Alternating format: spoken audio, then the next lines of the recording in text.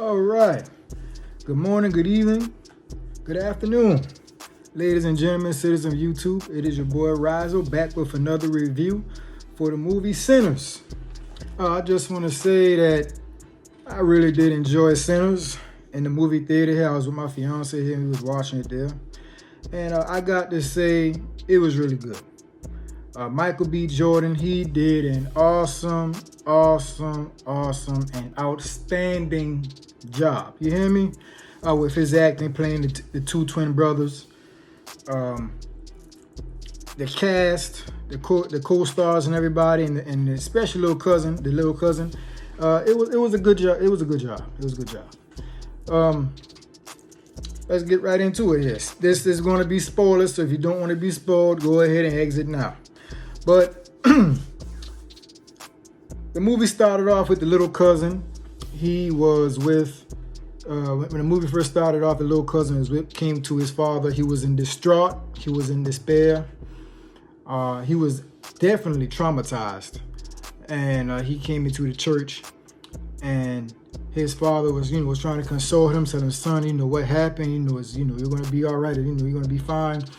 And then the movies then proceeds to show you what happened. The two twin brothers that Michael B. Jordan played, you couldn't tell them apart, but you could clearly tell it was him, the brothers came and picked up the little cousin, and the father warned the little cousin because because he has a gift to play that guitar or the ukulele, whichever you want to call it. I believe what he had was a ukulele. And forget my pronunciation on the word, okay? His father warned him, said, son, you play enough with the devil, he'll follow you home. And that is true. And the cousin proceeds to go with the cousins, his older cousins. So, they riding around and, they telling them about to start a club, that they just bought a club from this white man. And unbeknownst to the twins, they didn't know that they was actually getting set up by Klan members, But I'll say that for the end of the review. But they were definitely getting set up when they bought it. And they drive into town, and then they had their cousin play the ukulele. And then they met the old drunk. That was funny. And, they was able to convince him. They said, hey, you come, you come play at our club for us, free drinks all the time.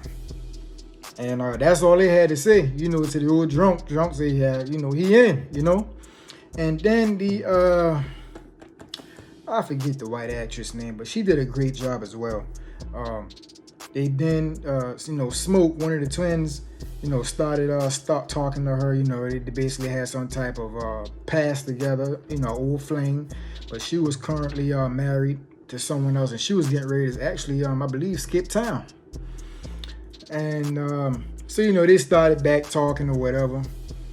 And but Smoke wanted her to go her way. He didn't want to.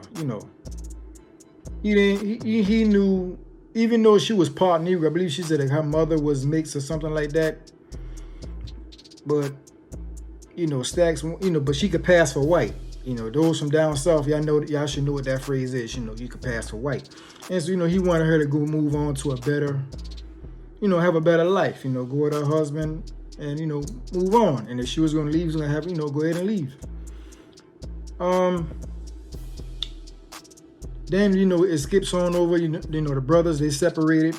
The cousin went with one twin, and the other twin went somewhere else. The twin that went somewhere else, he went to see his old girlfriend, and they had a baby together. But unfortunately, the baby passed away. And the girlfriend actually was into hoodoo. Old African spirituality like that. And, they rekindled their old thing or whatever. And then he proceeded to go into to town. That twin went into town. And he met a young lady. And he said, hey, I'll pay you whatever he was going to pay her to keep an eye on the truck. And when he went to go see some Asians that owned a mini store, and, he started doing business with them, catching up. He obviously knew them from before or whatever. Before him and his twin went to Chicago, and they became gangsters and started working with Al Capone. And they made their money with the thing. They came back down south, and that's why they ended up buying that club or whatever that old building was from the Klan member. And again, they didn't know it was Klan member that was setting them up for the okadoke. So, he made his business with the Asian people, with the Asian couple, and the young lady who he had to wash his truck started signaling him, then the signal for them for him to hurry up and come back to the truck because something was going on. He get back to the car and them boys been robbing him. Stacks put a bullet in his belt and went in it behind. Literally put a bullet right in the behind. Bow! And they said, "Oh, Stacks, I didn't know his truck." That girl said, "You lied, because I told you who truck it was for, and you ran up in the truck anyway." So that was pretty funny. And go switch back. So the other twin that the cousin went with, they started, and they had recruited the drunk to come to the club, and then they stopped into the cotton field, and then they recruited the other guy that was working in the cotton field. And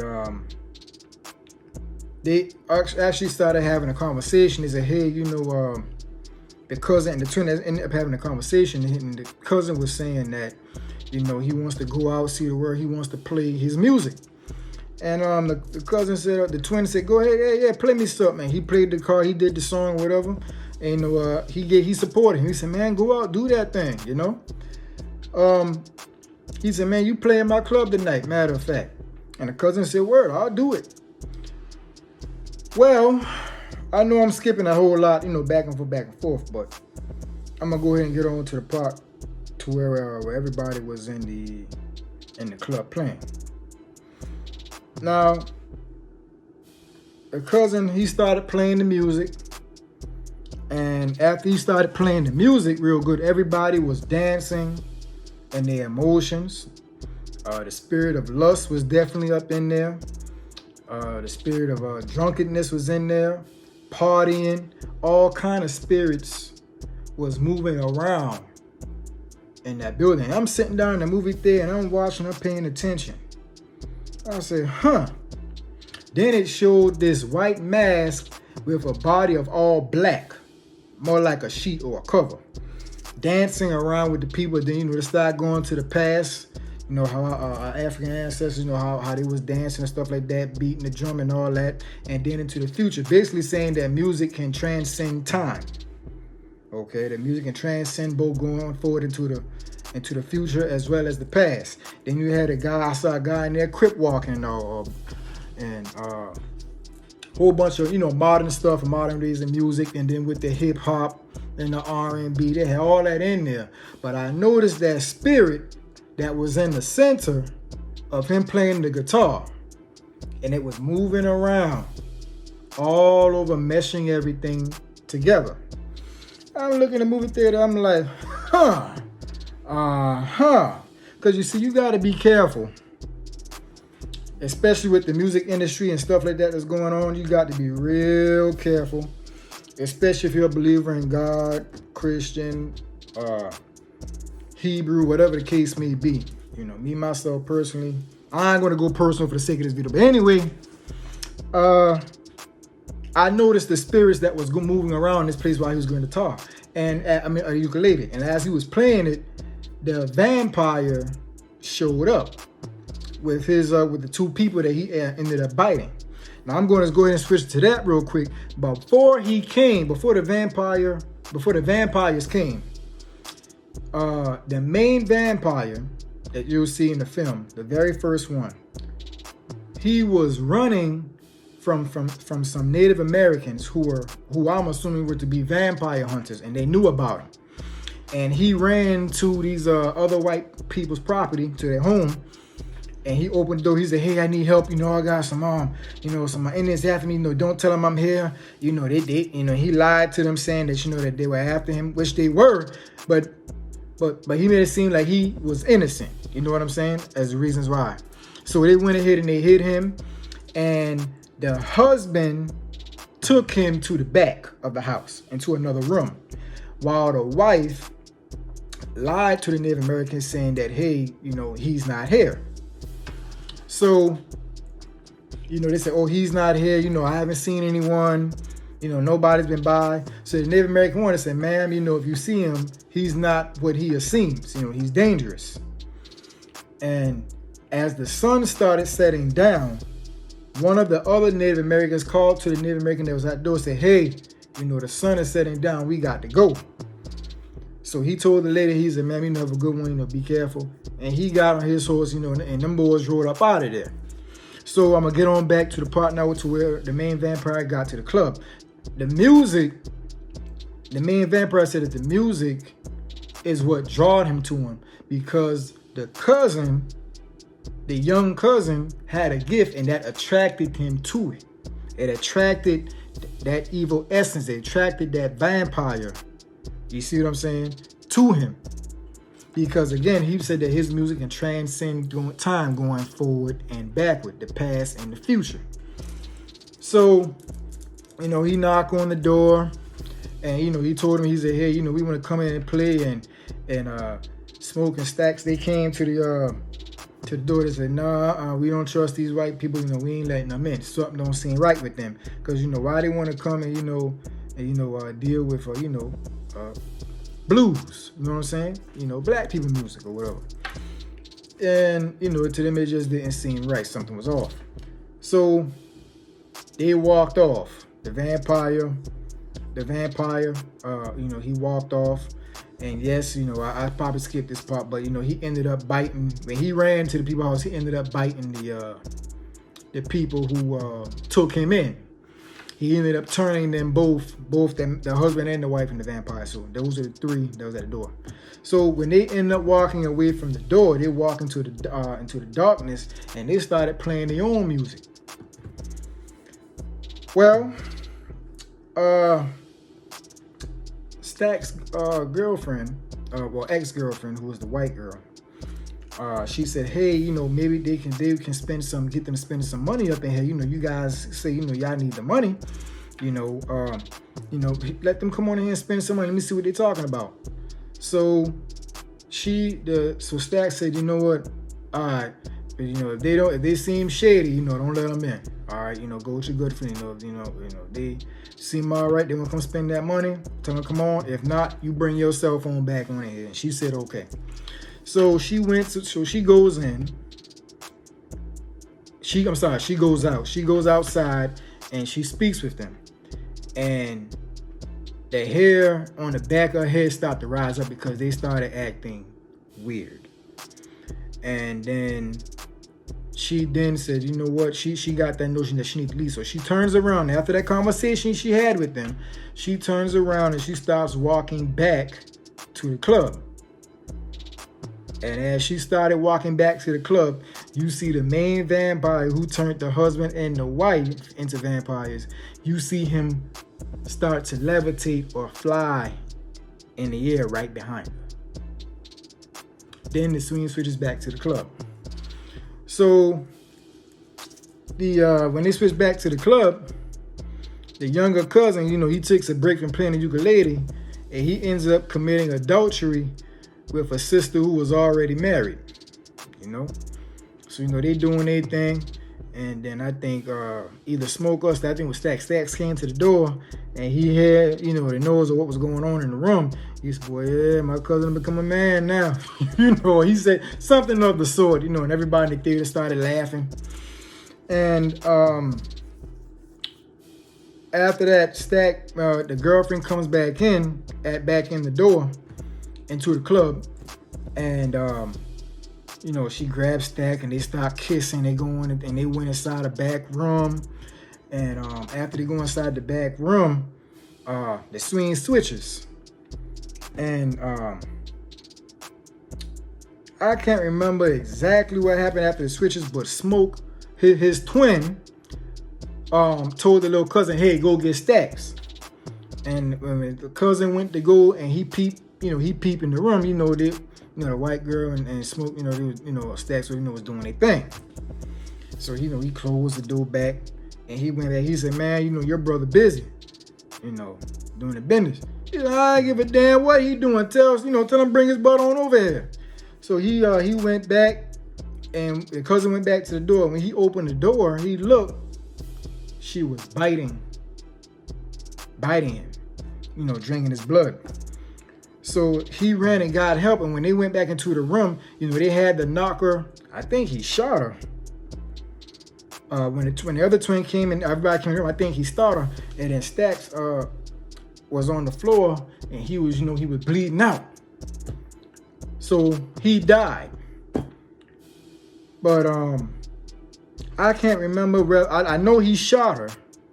But I can't remember if she ended up running out the room and back outside. Yeah, I believe she ran back outside to the other vampires. And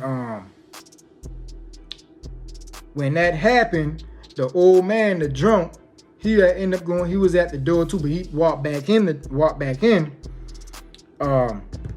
He went ahead and he closed the club down. Tell everybody, hey, situation happened. Y'all got to go. And it was like, oh, why we got to go? What's going on? This and that. He said, hey, y'all look here. It's a situation going on. Party over. Y'all got to go. So everybody clearing out. But as they're clearing out, they're going right back. They going straight towards the vampires. Yes, everybody got turned. And so the guy who was picking the carton, the heavyset brother, he went up to go, do number one, handling his business. He ended up getting turned, right? So after he ended up getting turned, he come back to the door and he asked to come in. And so the girlfriend, the black girlfriend who was with the hoodoo and stuff, she said, wait a minute now. She said, you ain't never had to ask to come back in here. What's going on with you? Then he started stumbling, and what he started saying wasn't making any sense. And so right after that, they was able to confirm that he was indeed a vampire. Long story short. And then they closed the door where the twin brother had died. Then he started knocking on the door. And so they're like, wait a minute now. We check your pulse. You was dead. What's going on here? So he said, man, you are? He said, yeah, it's me, man. Open the door. Well, they was afraid to open the door. And I believe he ended up breaking the door open. And I believe he too ended up running outside. So later on in the film, the Asian couple, well, before I get to what happened to the Asian couple, the woman who practiced hoodoo had everybody get into a circle, and they said, listen, somebody in here must have been changed. And so what happened was she had got some garlic, a jar of minced garlic. And she said, everybody take a piece of garlic and chew. And so when it got to the lady who committed adultery with the cousin, she acted like she didn't want to eat. So I thought she was a vampire, but she ended up eating. She said she doesn't like the taste of garlic, a raw garlic. So she ended up eating it, and after she ate it, she was good to go. But there was somebody who was knocked out. They were drunk and passed out, and they thought he had changed. They thought he had turned. So they grabbed him while he was unconscious, and they rolled his behind on outside. You know what I'm saying? They wasn't taking any chances. And he ends up waking up. He was good to go, and he tried to get them to open the door back up, and they didn't open the door for him, and the vampires tore his behind up. Yeah, end up changing him. Well, let me get back to the Asian people. The husband said, I'm going to go ahead, get the car. He said, honey, I'm going to go ahead and get the car. You wait here. And she was like, okay, but hurry up. The husband, the Asian husband, he doesn't make it back. Of course, he got turned. So they started talking with the man vampire, and he trying to persuade them to join him. You want to be in this country here, with racism going on. With me, you don't have to worry about that. And then he tells them about the clan member who sold them that building. And they said he's planning on killing all of you tomorrow. I got his nephew right over here. His nephew told me everything. And sure enough, the nephew was right there. And he was like, yep. But of course, I believe that man vampire, since he was the one that turned him, of course, he had control over everybody he turned. So all of them wasn't in their right mind anyway. I mean, they was cognitive enough to know what was going on. But, it was clear to see that he was in control of all of them. So, to make a long story short, they ended up breaking in. And but before they broke in, the hoodoo woman told them and said, hey, the only way to kill them is either wait for the sun to come out, trap them and have them wait out for the sun, or you give them a wooden stake through the heart is the best way to kill them. And so everybody started arming themselves with the guns and the wooden pieces, with sharp edges and stuff like that. So the vampires ended up breaking in, and when they broke in, the big old fight starts happening, and then they started killing up each other left and right. The Asian lady sacrificed herself. She stabbed her husband through the heart, and then they ended up catching on fire. And fire was another way to kill them too, was to burn them. And make a long story short, the twins ended up fighting. And when the twins ended up fighting, the twin knocked the other twin, and as they was fighting, the hoodoo woman, she ends up getting bit. And the twin, she made the twin promise, if something happens to me, do not let me turn, take me out. So, and she got bit, of course he was hurt, he was distraught, and he kept his promise with her by taking her out. And she passed them some type of charm. It was on a black rope, and it was a type of charm. It was a hoodoo charm. It was supposed to keep him safe. So he fought his brother, and his brother started speaking to him, and he started to kill his brother, but he didn't. What happened was the scene switched. Excuse me. The scene ended up switching. And when he went to go, when the fight continued to happen, the old drunk, he sacrificed himself so everybody could make it upstairs and jump out the window. But the lady who committed adultery with the cousin, she also ended up getting bit. So when they made it to the window to jump out the window, the man vampire was there at the window. And what happened was when they made it outside, they fell outside. And make a long story short, they stabbed him through the heart, but he was a little bit more powerful than the other ones. But it was enough to hold him. They made it into a water, and then they stabbed him in the heart. But it was just enough to hold him for the sun to rise. And when the sun rose up, they all burned. They all burned. They went to hell where they deserved to go. The ones that was innocent, of course, who didn't have a choice, they still ended up burning up a crisp. You know what I'm saying? So the ukulele that the cousin was playing, I believe it had got damaged. And matter of fact, I think that's what he probably had used to stab the main vampire through the heart. I can't remember y'all exactly how that ended up going, but it was something like that. So anyway, Smoke told the cousin, hey, go on back home. He said, man, I want to stay. He said, no, going back home to your daddy now. You had enough for one night. He told him, he said, a famous person, y'all got this ukulele from a famous person. He said, who told you that? He said, Stacks. Smoke said, that lying son bitch. He said, man, that ukulele belonged to our father. And so he said, oh, okay. So that's when the cousin left and went back home. Later on, then that morning, because the sun had just rose, Stack started getting ready for battle because he already got tipped off by the main vampire that the clan was coming. So he ended up, setting up traps, getting grenades and stuff ready. So when the clan came, he grabbed that Tommy gun, and I believe before he grabbed that Tommy gun, he broke that pendant from the hoodoo woman that's supposed to protect him. He broke it and tossed it away. So but that necklace that him and his brother had, he kept that with him, and he had that on the Tommy gun.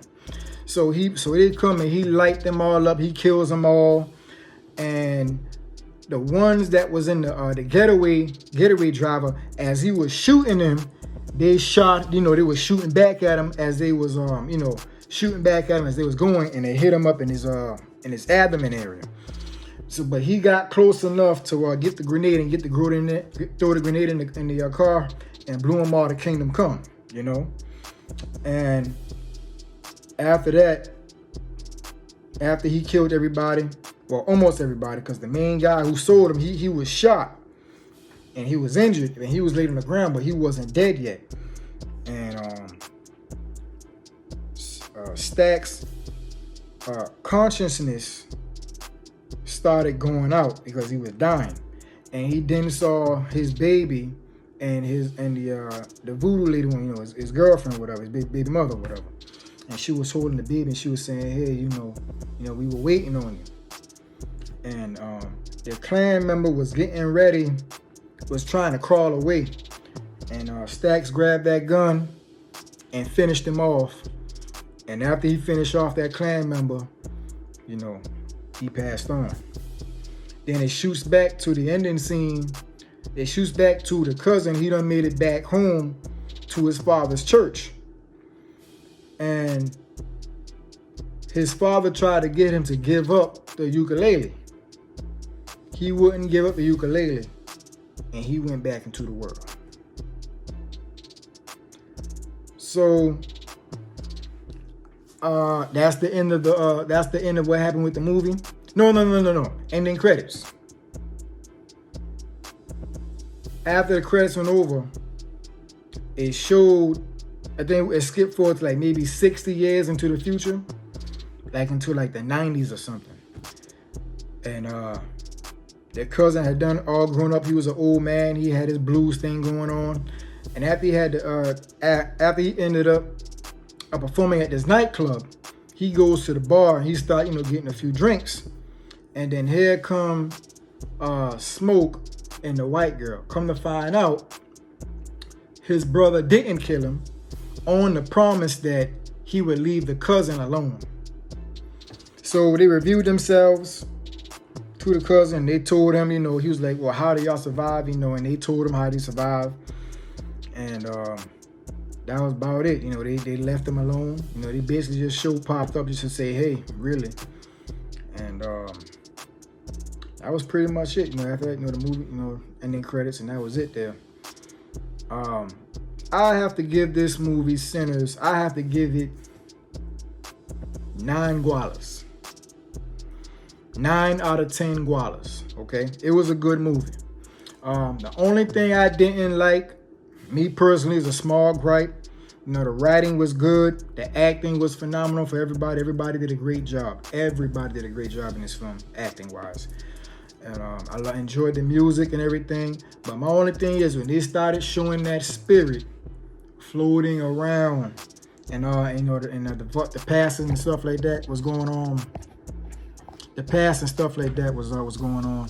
Future and the past was going on. People dancing, all those serious stuff like that.